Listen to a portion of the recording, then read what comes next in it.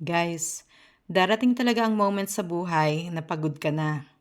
Na parang wala ka nang maibigay. Yung tipong ginawa mo na lahat, pero kulang pa rin. Diyan pumapasok ang salitang dig deeper. Hindi ka tinatawag mag-give up. Tinatawag ka maghukay pa.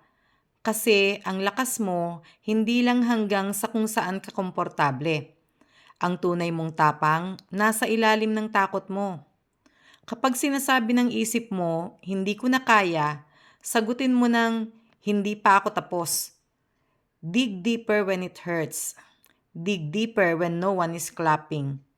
Dig deeper when you feel unseen, unheard, and unappreciated. Hindi lahat ng laban may audience, pero lahat ng laban may saysay. Yung pangarap mo, hindi yan binigay sa'yo para lang pahirapan ka. Ibinigay yan kasi kaya mo. At kung sa tingin mo wala ka ng lakas, mali ka. May natitira pa. May reserba ka pa.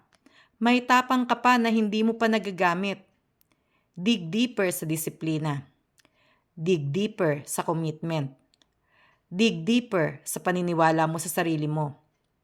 Hindi ka hanggang dito lang. Hindi ka ordinaryo.